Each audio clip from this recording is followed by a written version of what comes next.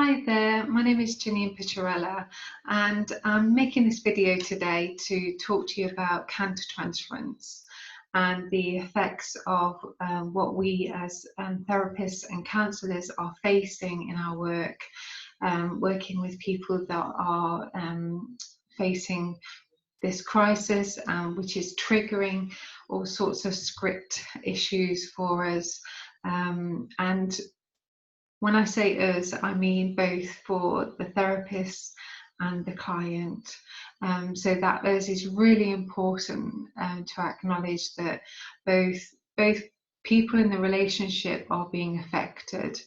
And whilst I've been offering supervision to my supervisees, we've been talking about the impact of countertransference on their health and well-being, and what support I can give them in relation to what they're holding, both through their clients' material, but also through what may be being triggered for them in their countertransference with their clients. So in response to what evokes their script. So I'd like to show you a quadrant that I connect to with my supervisees, and I think it's a really good resource that Wilson and Lindy created this quadrant around countertransference and being able to really attune to yourself in relation to what we call vicarious trauma. So I'm going to show you the quadrant now. So I'm going to share the screen. Just bear with me. So it's this one. Okay. There we go. Just going to make me a little bit smaller. Oh, no, that's as small as I go. Okay. So here we go. So this is the countertransferential responses that us as therapists and counsellors can have in relation to our clients' material. So here's the first one, which is the normative part of the quadrant, which is universal, objective, and indigenous reactions to the client's material. Then we have the personalized part of the quadrant, which is being particular and subjective, holding subjective responses. So that means that when some material that the client brings into the therapy session is responded to by the client or counsellor as being about their own material, so it becomes subjective experience. And then we've got what we call type 1 countertransference, which is avoidance. Okay, and then type 2 countertransference, which is over-identification. So as you can see, the over-identification is quite close to that personalized part of the quadrant. So and they all interlink. They all kind of, the ones that are close to each other relate to each other. So within each quadrant, we've got these different aspects. So in the type 2 countertransference of over-identification and normative, there is that uncertainty, vulnerability, and unmodified affect. So it's being in the experience of in the countertransference that you are in the relationship with the client, and what you experience as that uncertainty in yourself, in your skill base, that vulnerability of not being sure about where to go in the process with the client, and that unmodified affect is when the feelings or thoughts are evoked through the client into the therapist, and that affect is not modified. It is just felt in the experience, so not filtered. Yeah. Then we've got this part of the quadrant here, which is normative and the type 1 of avoidance. So the empathic withdrawal, so you may have a blank screen, so like white noise. You might start to over intellectualize, so start to go into your thinking, adapting that kind of way of processing things with the client, and to misinterpret the dynamics.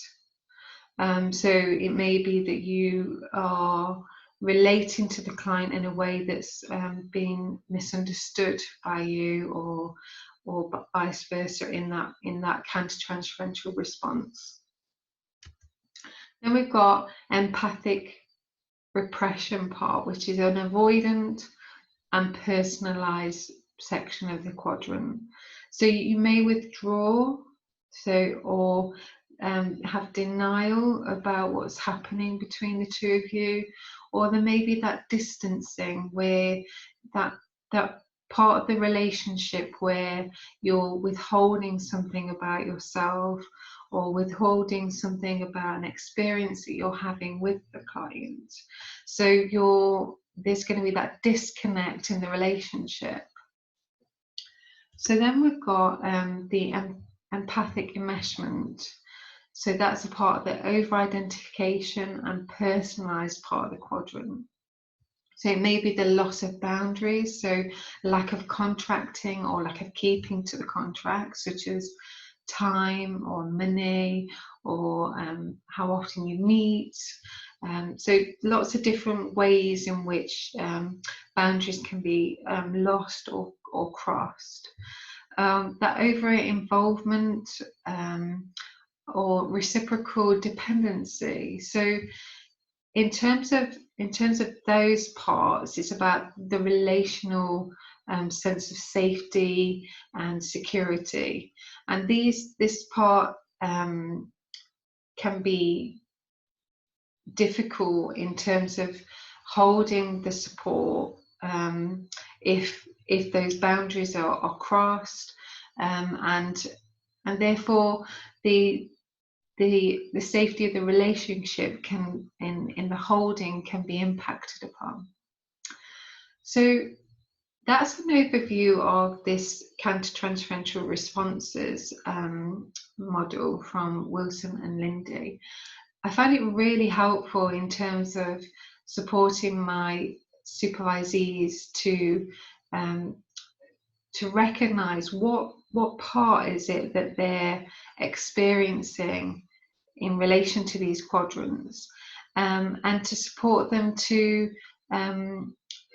talk about each aspect in relation to the relationship with the client, but also what it is being evoked in their own script too, so that process of being worked through in that parallel process within supervision can help the release of the stuckness that may be experienced, or the lack of connection within the relationship.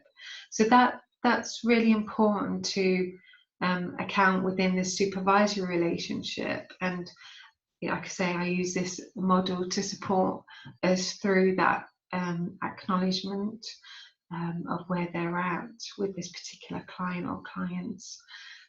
Also, I would invite my supervisees to use this for self-supervision, as in when they're writing up their notes, to really identify what is going on from a countertransferential response, and to pop that in the notes for themselves rather than the clinical notes. So to have that kind of meta perspective of self-supervision is really important for ethical working and supporting the client and yourself as the therapist or counsellor to connect in a way and work through together the therapeutic issues that are being presented. So I hope this has been helpful, and if anyone is interested in receiving a copy of this quadrant, then direct message me, make contact. I'm happy to send it to you. So yeah, I wish you well, and I hope this helps. Okay, see you then. Bye. Bye.